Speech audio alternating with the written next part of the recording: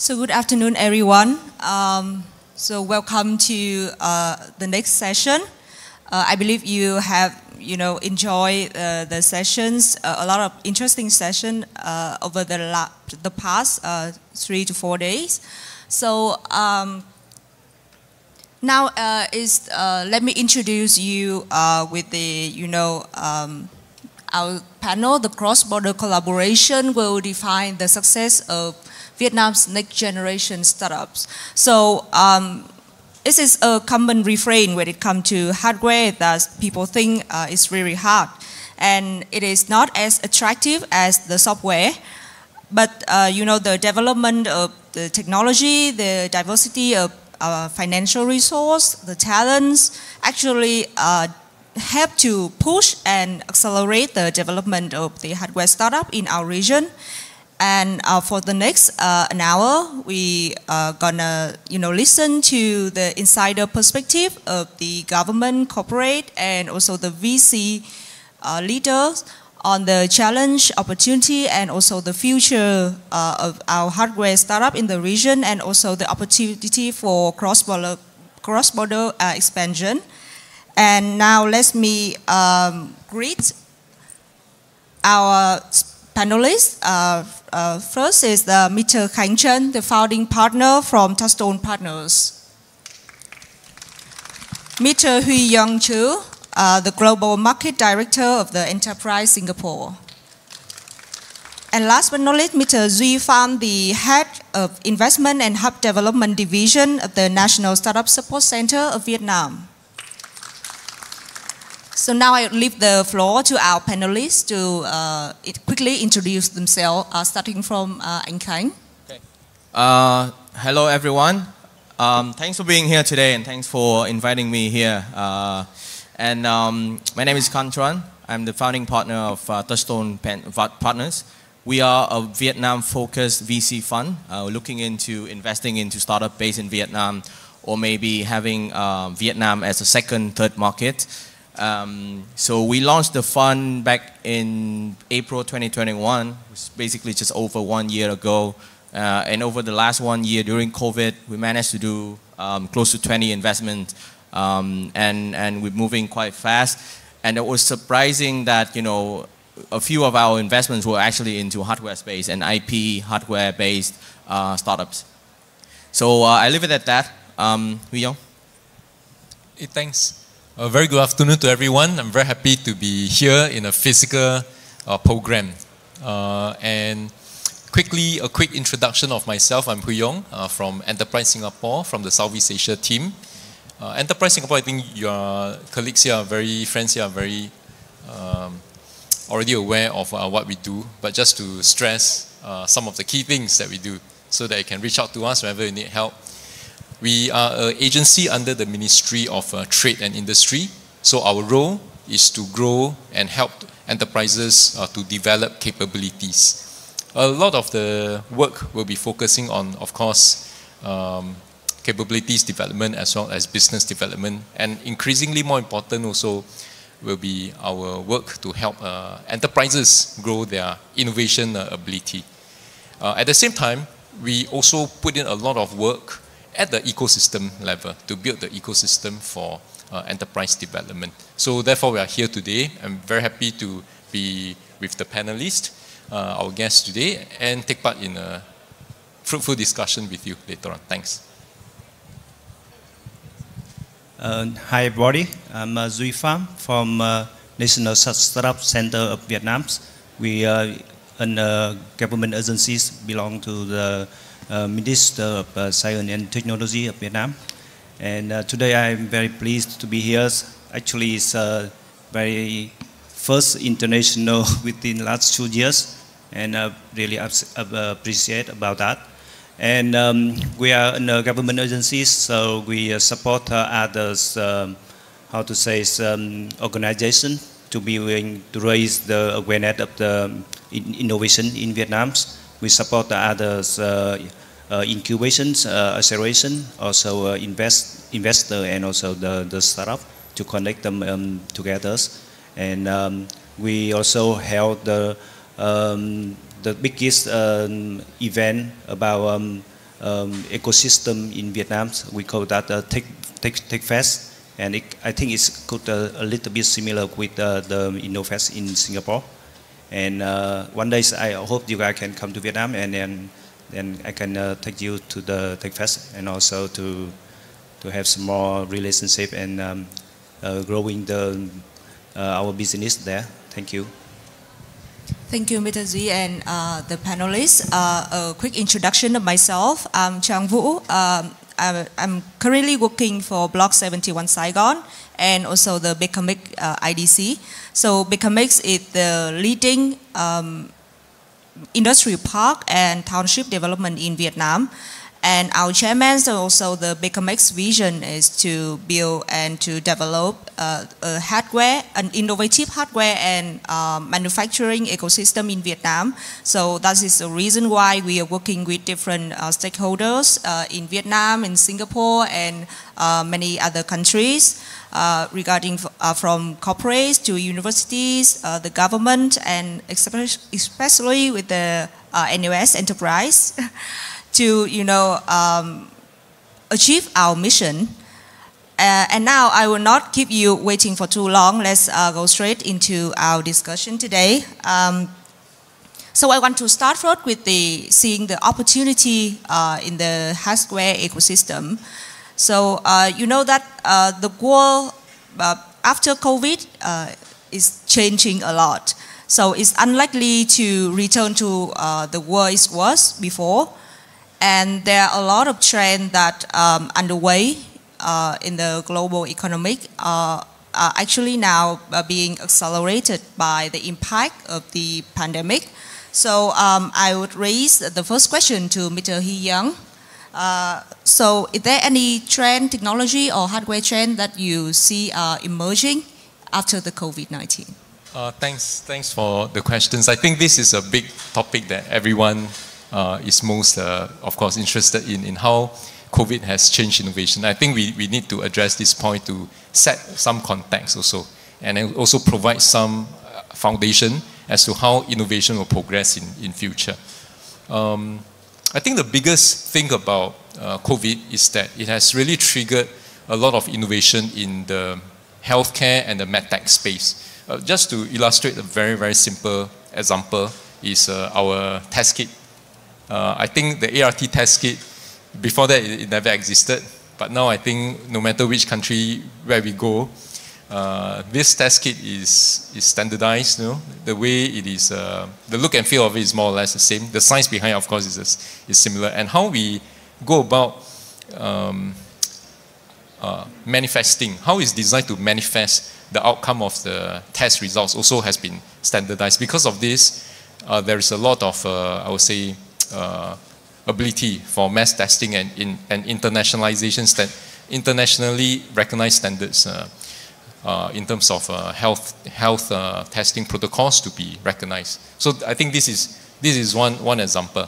Well, we're not sure. We hope that the need for such a test kit will not be there anymore. We hope we can all fully recover from the pandemic. But I'm very sure this basic technology and concept will be put to use in other parts, in other aspects of illness and disease management. We already in the space, we see some of the companies coming up with using these concepts to want to test for new types of, not new types, but existing types of diseases that take a long time to test. So this is one specific way how COVID has changed everything.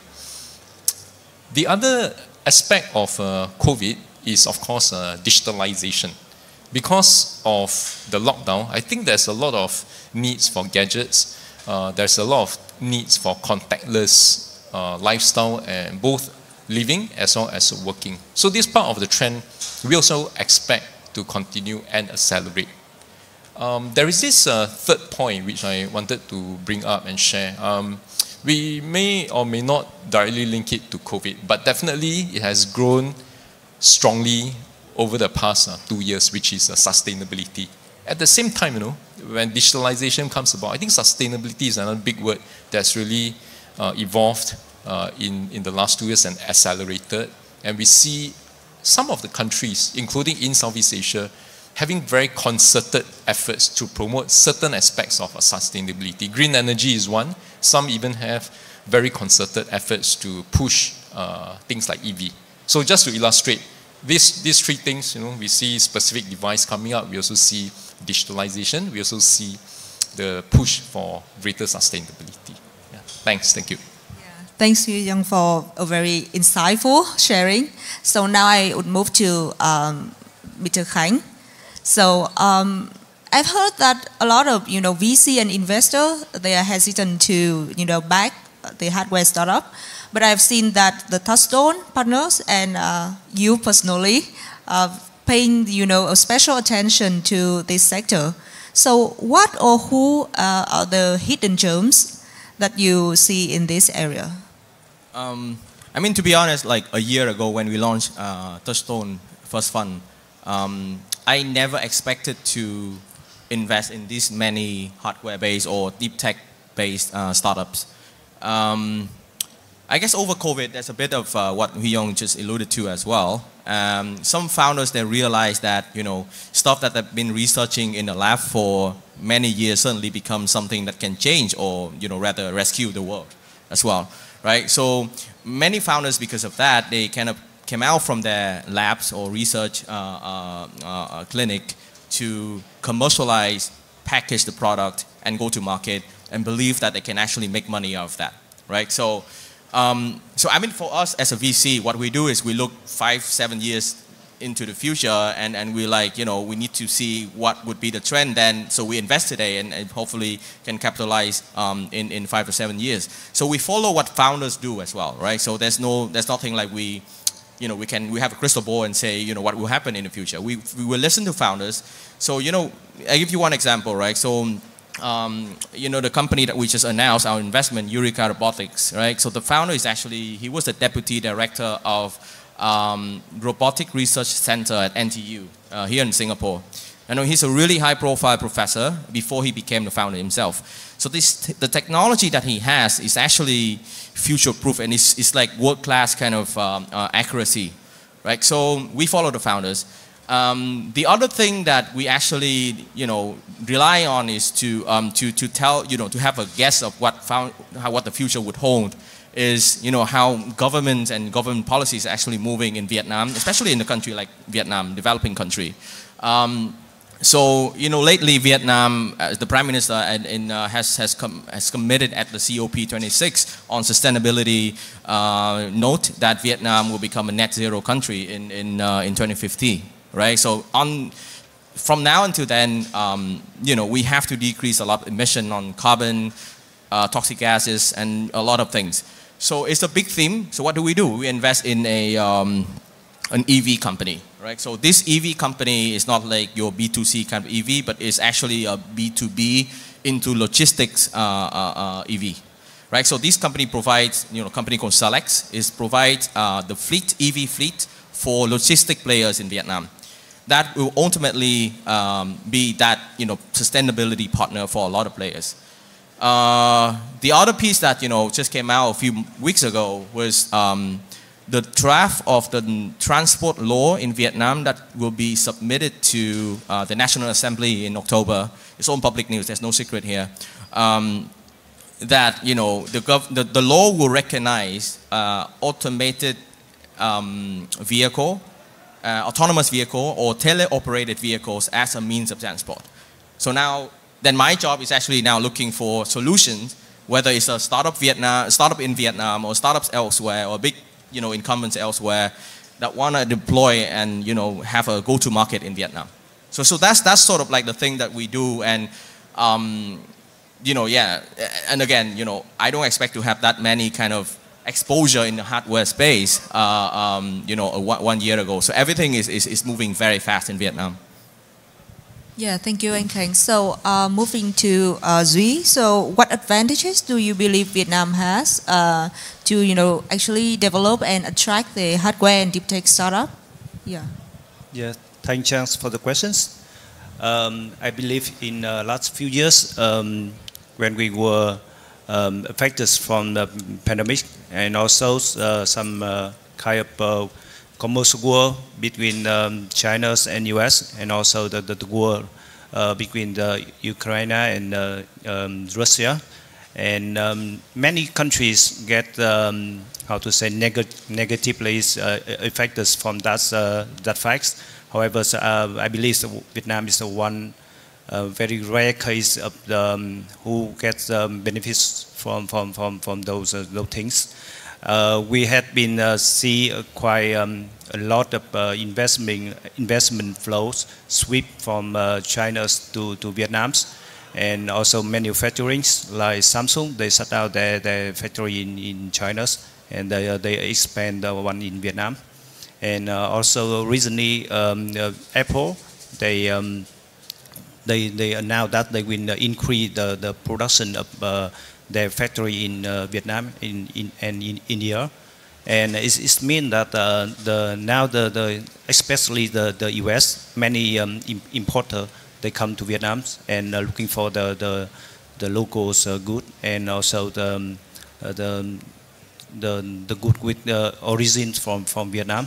So in general, the production and also the manufacturing in Vietnam is raising quite a lot, and also the startup who bring their how to say service around the corporations.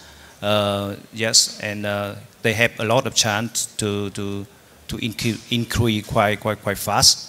Like in 2020, the furniture export of Vietnam has passed China to become the most into the US, and also thanks to the free trade agreement between Vietnam and Europe and UK.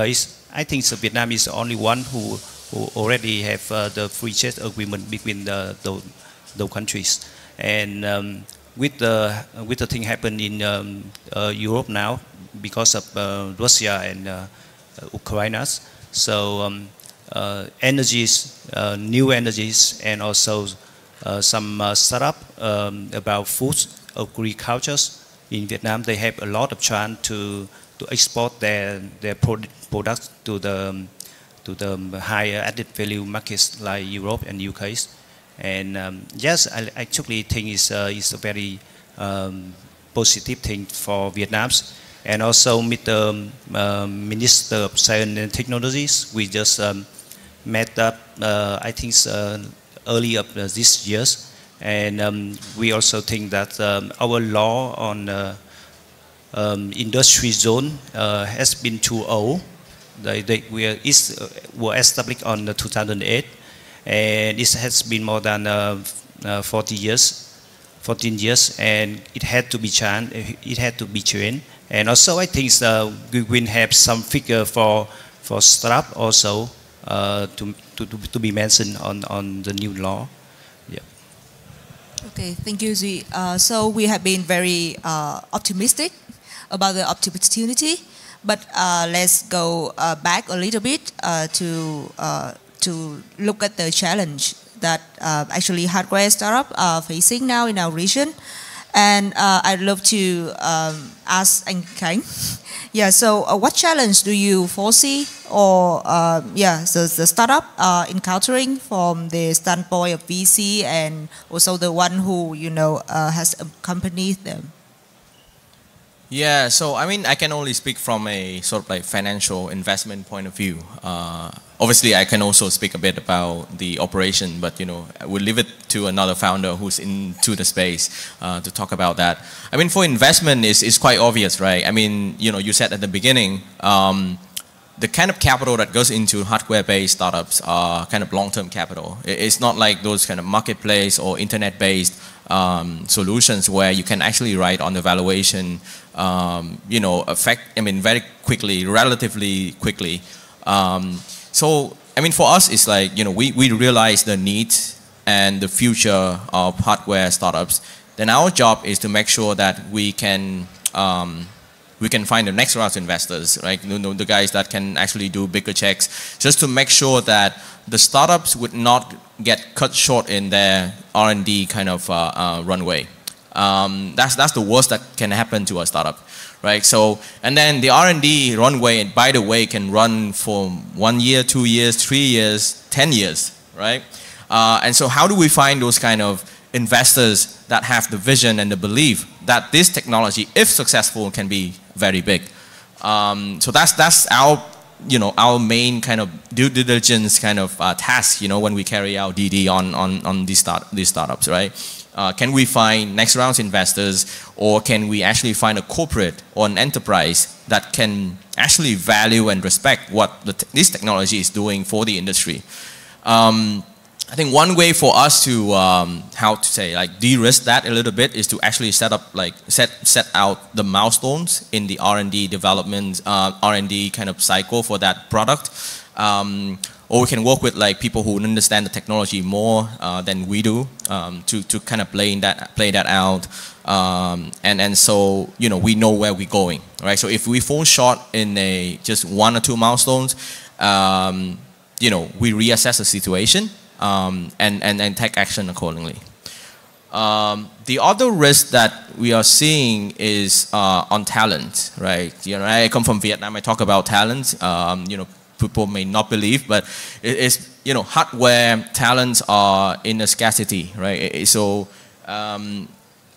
this is the same kind of the top ask from many founders when when we ask them what are the added values you expect from us as VC locally in Vietnam, and so so it's the same for any other startups. Many tech talents actually left the Web 2 space and going to Web 3 these days. So there's a leakage of that. It's even worse for hardware-based startup where the skills are already short, and then just people are leaving, the traditional kind of tech space.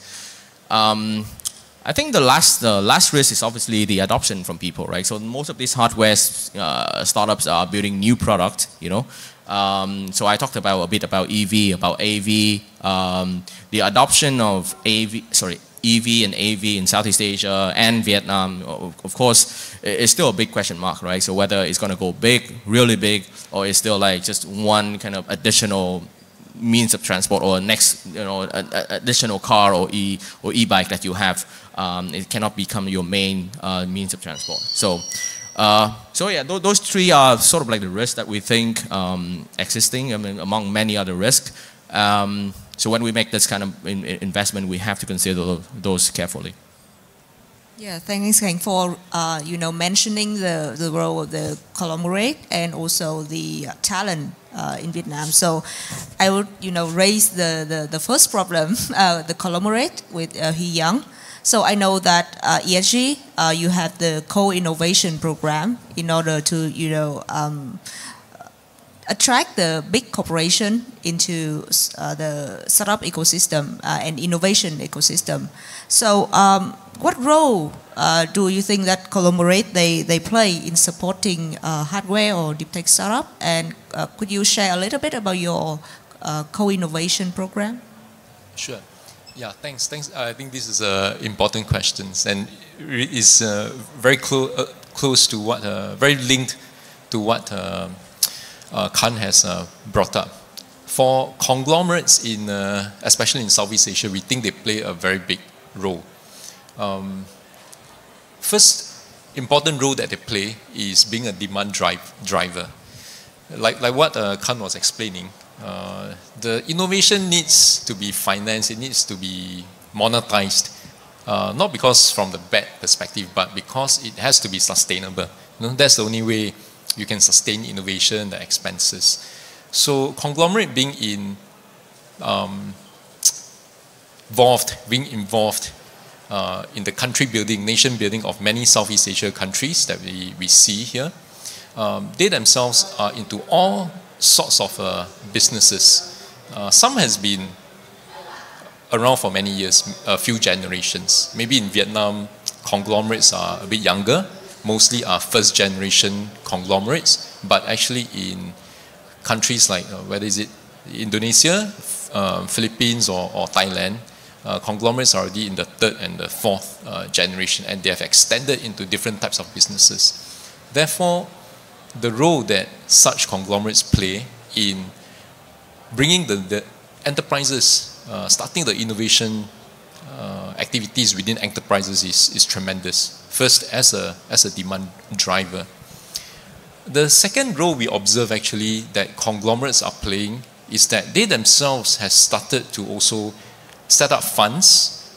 Some are really by their members, the family members themselves, they put in money, they become angel investors, private investors, they are contributing to the startup ecosystem, the funding aspects of it. Some has actually set up corporate VCs to fund the startup activities. And again, this is an important anchor, especially when governments are not so involved in the ecosystem building part of it. Conglomerates, I think, in this aspect, plays a very big role, especially for certain Southeast Asia countries. Yeah.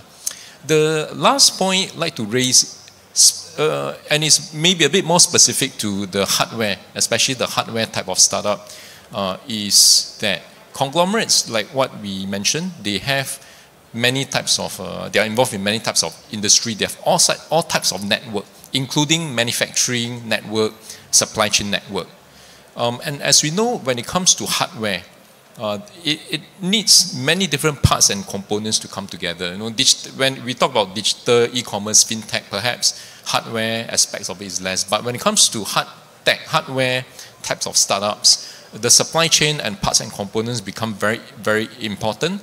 Therefore, I think for this case, conglomerate also play a key role to be an enabler when it comes to the implementation or the mass production or the scaling up of such new hardware gadgets. Yeah. So these are my thoughts. So a little bit sharing about the co-innovation program. Oh yes. So the co-innovation program is a concept where we want to bring the demand and the startups together. And when it comes to co-innovation, it is a situation where at the early stage, startups, they can do road mapping together with the conglomerate. Sometimes, and most of the time, where there are successes, it is where the conglomerate has very clear problem statements that they can articulate from their existing businesses. When they articulate the problem statements clearly, startups with the relevant solutions can volunteer their solutioning. And that's where they try to find a match. So this concept of co-innovation, we feel is important. Government comes to play a role in two aspects. One is in terms of the business matching. And sometimes we do also have governmental collaborations where we exchange information on, who are the startups or who are the maybe public agencies that may have such a that need such a solution. We exchange our problem statements, then we present all these solutions and reach out to the startups community. Yeah, so this is in terms of business matching, in terms of sourcing, putting people together. This is one big role we play. Of course, when it comes to funding, we know that startups need funding, especially at the pre-seed, seed stage. Startups need a lot of funding. Government can also source for funding, and in certain cases can also put in some funds to seed this project. Yeah, so this is the essence of the co-innovation program. Yeah, thanks. Yeah, thank you. Pretty much looking forward for the co-innovation program launching in Vietnam. Yeah, so let's move to the talent thing.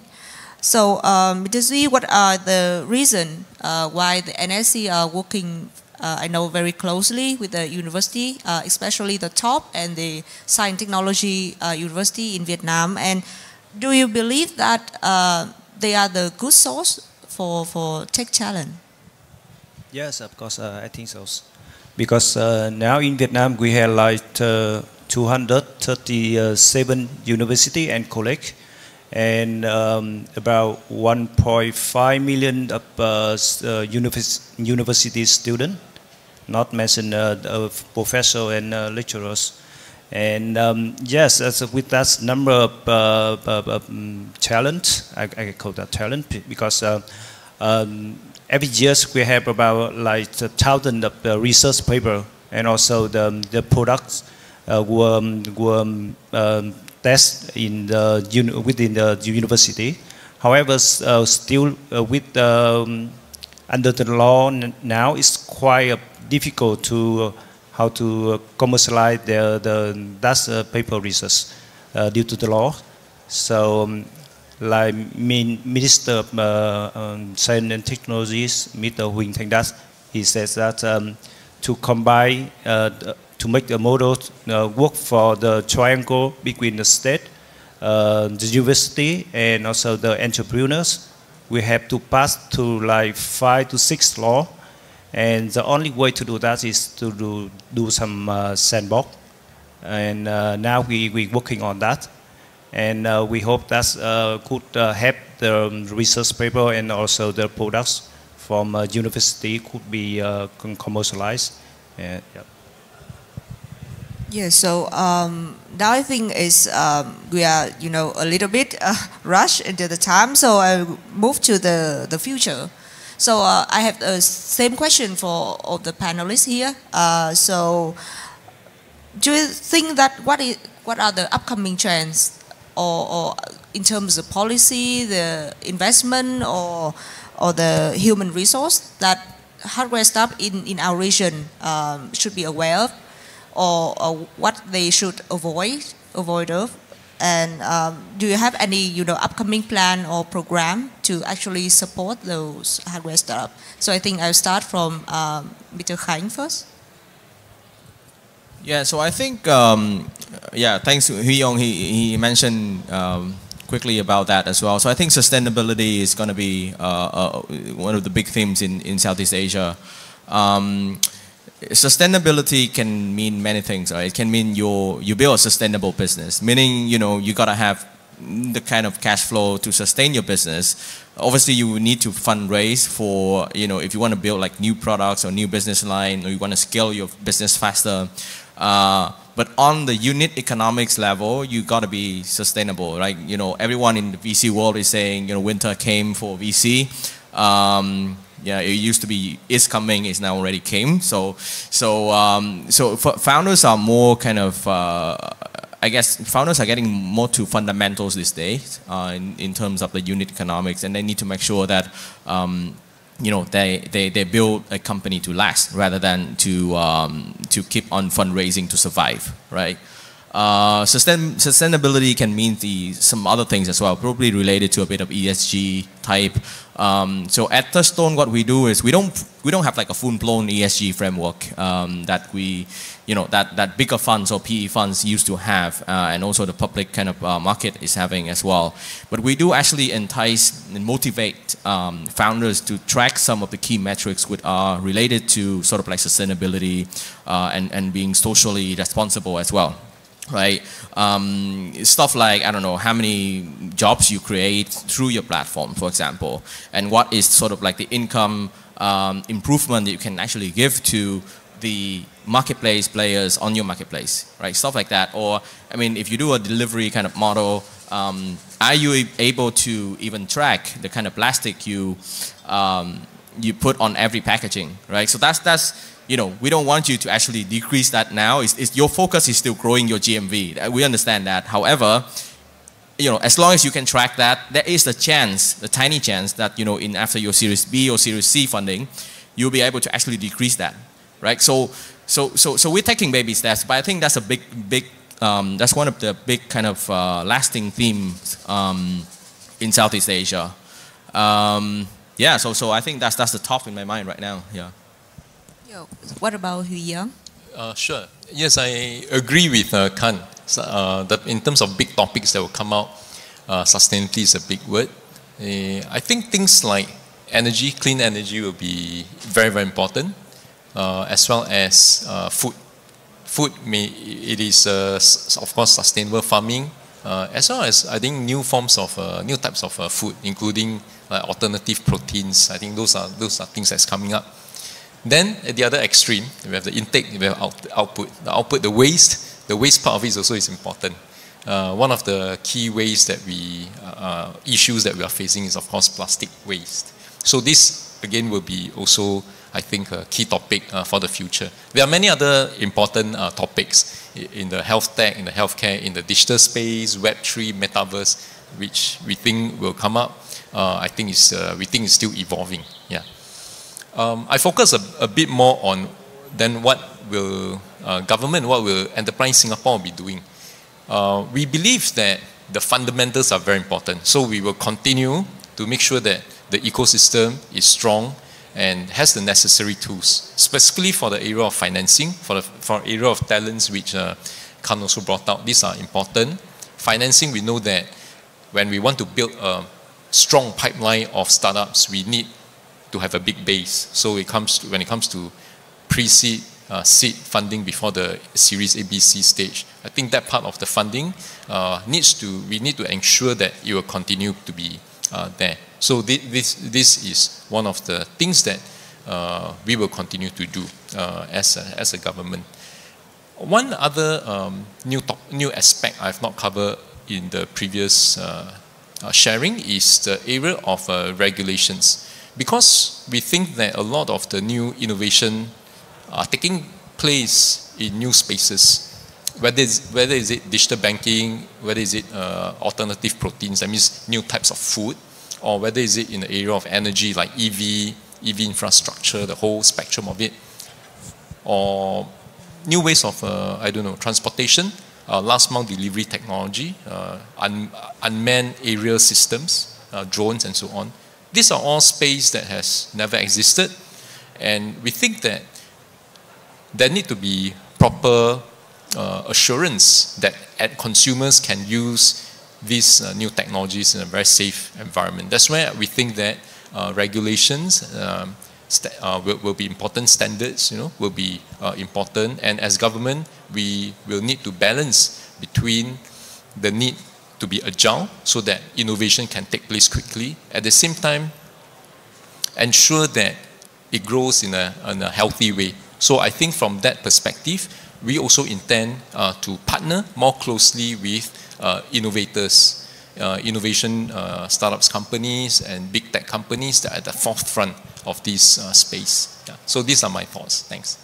Yeah, next from Z. Yes, in Vietnam we do quite the same here with the Enterprise Singapore does. We try to connect the startup with big corporations by open innovations.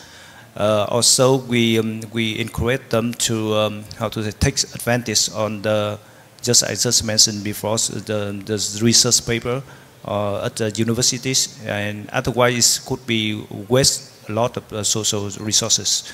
And as government agencies, we try to get all the ideas, all the trouble from our startup, from our ecosystem, because we organize the events, national event every year, and at that event we get ideas from investors, startup, and other speakers. So that's we bring it up and try to have some more train on regulations. So that could help for our startup, and also we try to bring back some overseas Vietnamese overseas pupils who already success and have quite a lot of experience and wealthies from like US and Canada to also support the ecosystem, especially in hardware and deep tech. Yeah, thank you. So I think now is a room for question from the audience. If you have any question for our panelists, please raise your hand. So yeah. Oh, a little bit. Sorry, the moderator, could you?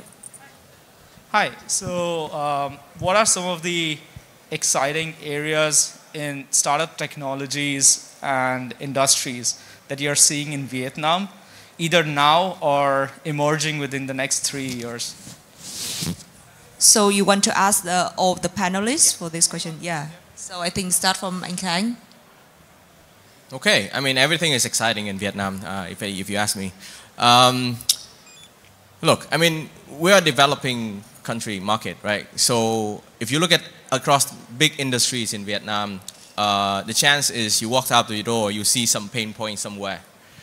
And for founders, for entrepreneurs, when they see pain points, they see innovation and they see solution, right? So big industries like real estate, healthcare, education, transportation, logistics, you know, SMEs type of demands and stuff like that, you know, they all have big pain points, right? I give you one example, just one example is, say for example, real estate.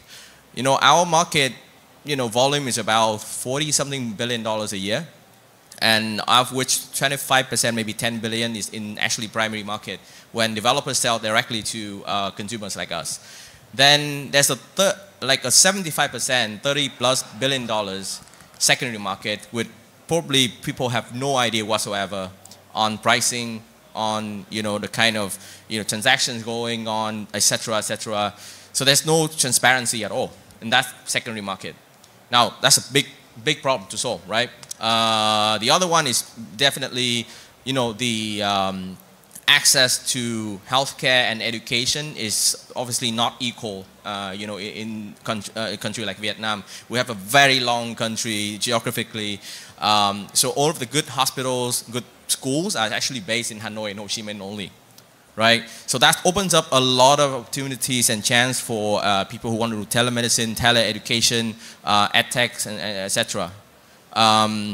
Those are the few points, right? So, yeah. So Hee Young. Sure. My views may not be as accurate as Khan and Jack, who are based in Vietnam. What I observe is that I think renewable energy space is one of them. We know that Vietnam has a Power Development Plan 8 that is going to be, I think the details or the final draft will be approved soon.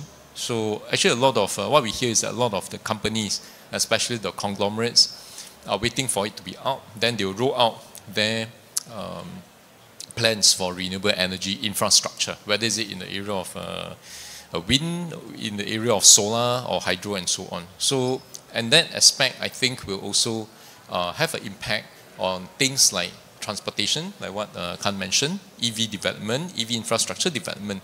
This is also, these are areas that also probably will be I would say triggered by the power development plans. I think there are also a lot other aspects that's coming out in Vietnam in the digital consumer space. Digital space, I think platforms will continue to thrive, so that will not be a question. One other pocket that I have noticed, feedback from enterprises, is the area of healthy food. In Vietnam, there's actually growing awareness for the need to have healthy food. It is for both the main staples, you know, main staples of food, as well as some of the snacks and maybe drinks. So seems like there's a greater awareness among Vietnamese consumer in this space, and therefore companies, you know, FM packaged food companies are making efforts to innovate in that aspect as well. So these are some of the observations I made.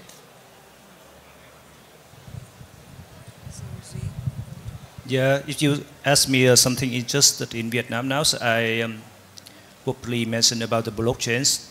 Last year, everybody talked about that, and especially in Vietnam, we have founders, Vietnamese founder of the Sky Mavis. He already very successful with AC Infinities. So a lot of Vietnamese founder entrepreneurs, they switch to the doing NFT and also the web art. And yeah, it's interesting, but it's bring also quite a lot of burden for the ecosystem, because too many resources to have sweep to the blockchains, and that's thing also the bring some kind of conflict in the regulations, because the law in Vietnam change, I think, is quite slow, and this year the thing is more adaptable for blockchain in Vietnam, but I think that we have to look more and wait so to see what happened in next, I think it's this year or maybe one more years for the markets of blockchains. Yeah. Thank you. So any other questions from the audience? Yeah. Hi, I'm Linda Nguyen Schindler. I work for NUS Enterprise. I'm program head of I-71, our cybersecurity hub and startup accelerator. So we actually have a Vietnamese cybersecurity startup in our program, 689 Cloud from Anjani Lê. How do you see the cybersecurity startup ecosystem in Vietnam right now? And what do you see developing in terms of, you know, the drive within the country itself to build up the hub and build up the capabilities in Vietnam? Sorry, I didn't get the first question. Okay. Yeah, just wanted to see what your thoughts are on the cybersecurity space in Vietnam right now.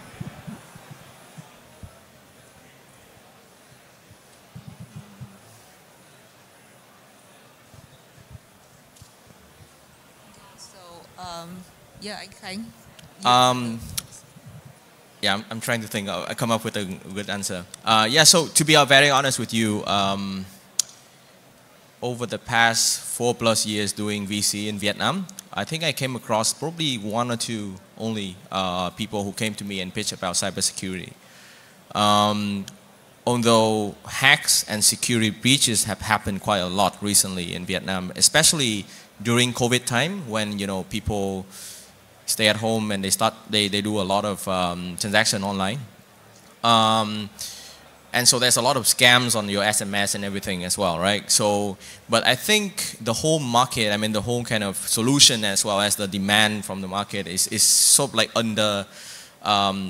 undervaluing the importance of cybersecurity, right? And I guess, a lot of Vietnamese people are very entrepreneurial, so they take risk, right? So, we try new things. We tend to read less on the risk side of it, okay? That's why, the whole kind of Web3 blockchain in Vietnam is growing quite fast as well. That's one of the reasons. And, to be honest, there have been quite a few incidents at the Web3 kind of space as well on security. I don't want to name people here, but people are aware of those kind of issues. Yeah, so I think going forward, there will be more attention to that.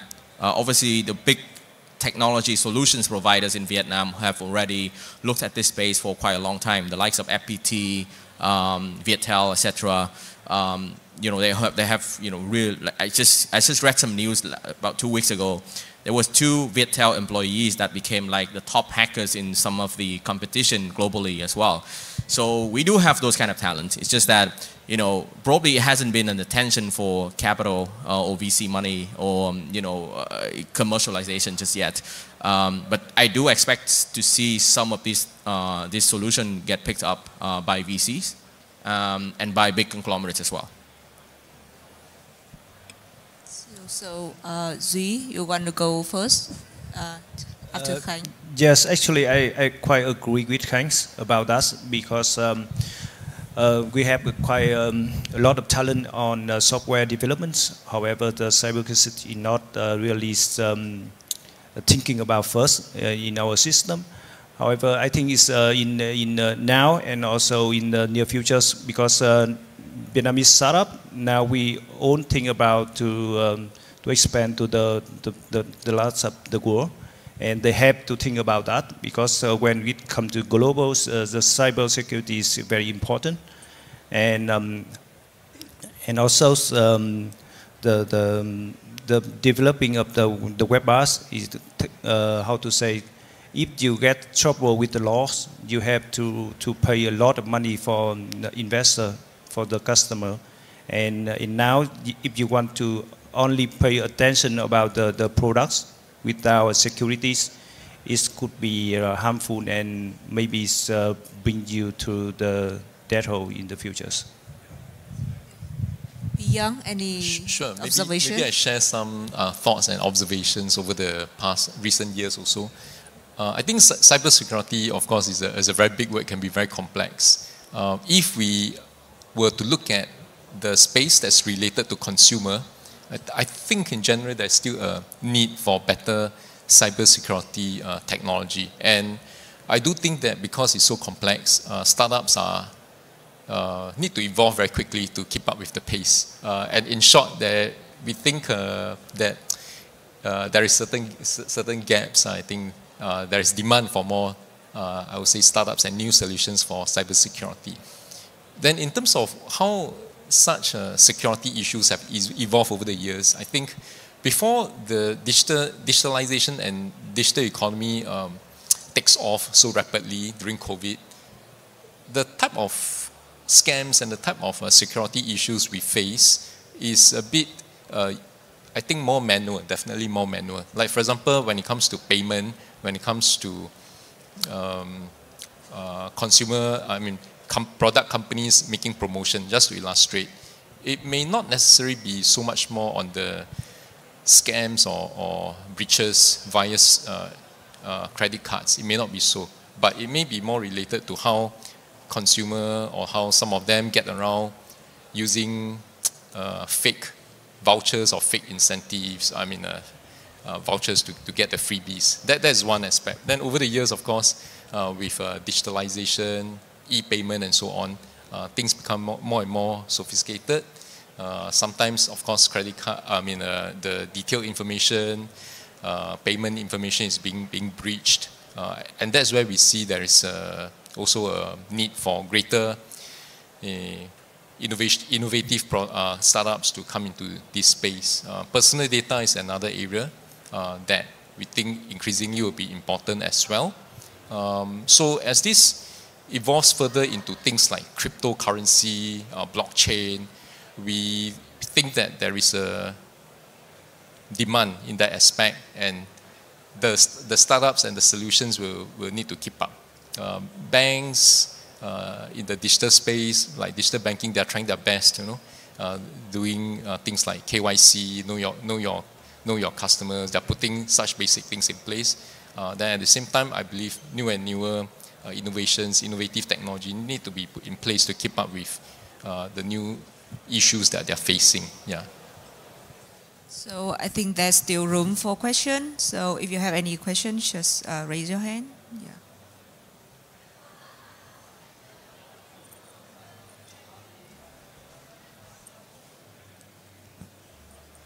Hi, my name is Alicia, and I help companies access markets in China as well as Southeast Asia, but our focus is more in Singapore and Malaysia at the same time.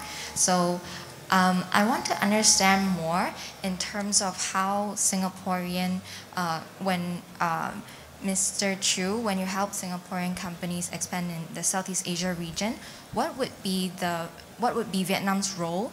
And what is unique about Vietnam as well, other than just the market?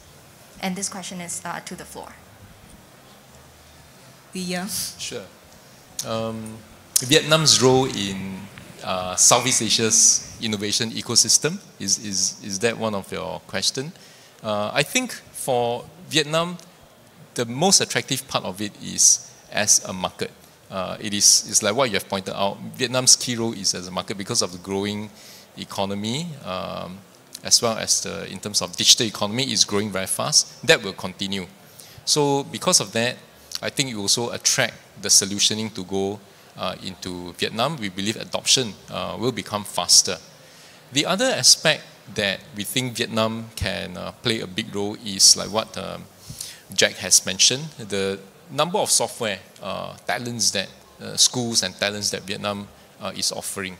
We believe that the number of talents will continue to grow, and Vietnam could potentially also be a source of tech talent for many other Southeast Asia countries. So I think these two big roles is what Vietnam will continue to play, be attractive to the Southeast Asia startup ecosystem community.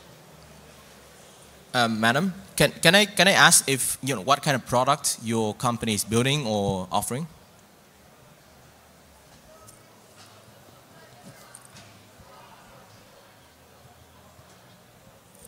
Yeah, we are more of a service provider, and right now our clients are mainly in China. So tech companies from China, and we help them do market access in Southeast Asia. Oh, okay, I see. Okay, so yeah, people come to Vietnam for a few things. First is it's a sizable market. It's close to, if you do consumers, around 97 million people, consumers, potential consumers. If you do B2B, B2 SMEs, let's say we have about 400,000 SMEs in the market. It's sizable, and then over 1 point something millions mom and pop shops, you know, no names kind of shops on the street.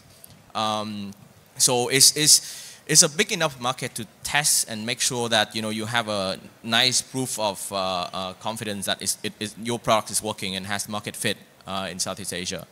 We have a single piece of landmass all the way from Hanoi to Ho Chi Minh, right? So logistics is a bit better. Then there's a tech talents kind of resource as well. And there's one caveat there, right? So many years ago, people thought of Vietnam as a outsourcing kind of house for the rest of the region. It is kind of moving away from that, right? So a lot of engineers in Vietnam today, they want to own something, meaning, you know, they want to become the product owner of some project within a bigger kind of families of company. Of course, there are still people who want to do outsourcing, but very quickly they will get, you know, motivated to actually doing something more, and to the point they become a founder as well, right, or a co-founder. So I would say look at Vietnam as a potential CTO co-founder kind of resource for many startups, okay, rather than just a dev house that you just throw the specs there and people will just code it for you. Okay, so those are the few reasons why they would consider Vietnam, especially for startups that, you know, starting out in Singapore, for example, right? So people always say Singapore is a small market, consumer market. So very quickly they will go to the second market, right? So it's either Vietnam or Indonesia. Indonesia, you have 200 million people plus. Vietnam is about half of the size. So it depends on what products you want to sell.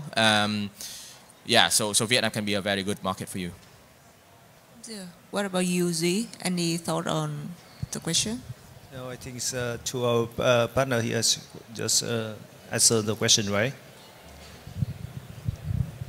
Yeah, so I think we are you know, heading to the end of the session, but don't worry, you have time to, you know, interact or directly ask the question to all the panelists after the session today.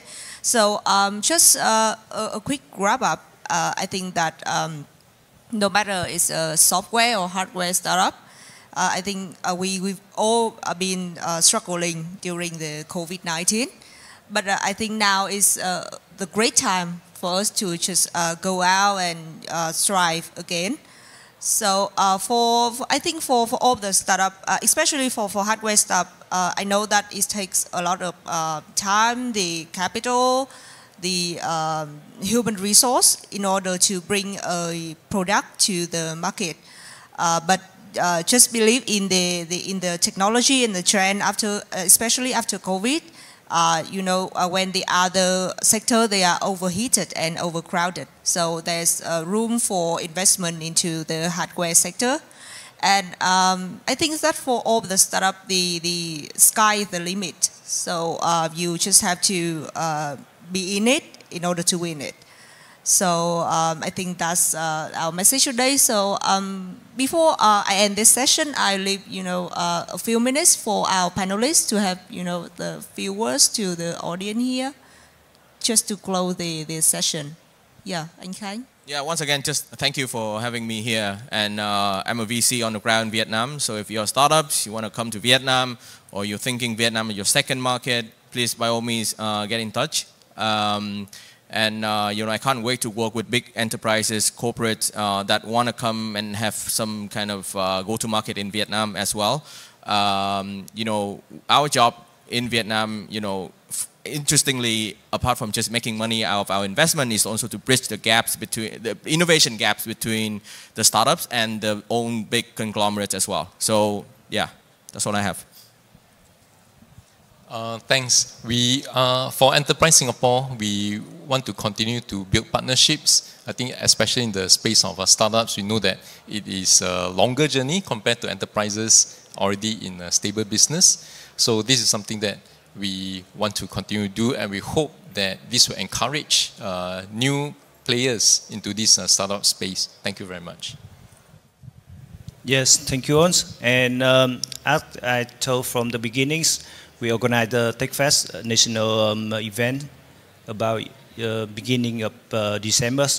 And if you have time, it could be the great event that you could take a look, because annually we have about 400 startups intend to do that event, not mentioned about speaker and other corporations.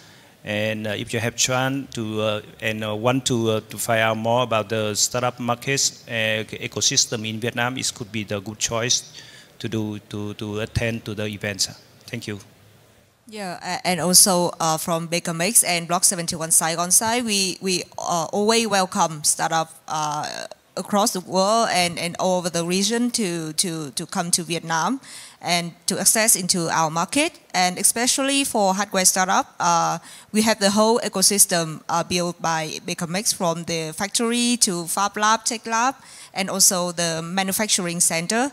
So hopefully we can meet you very soon, maybe this year or the upcoming years. So thank you a lot for spending time to attend this session with all the panelists today. Perhaps I can also add one. I think the next major event in Singapore will be Switch in later part of this year. So again, we hope to see everyone, including our guests from Vietnam. Thank you very much. Thank you. Have a nice day.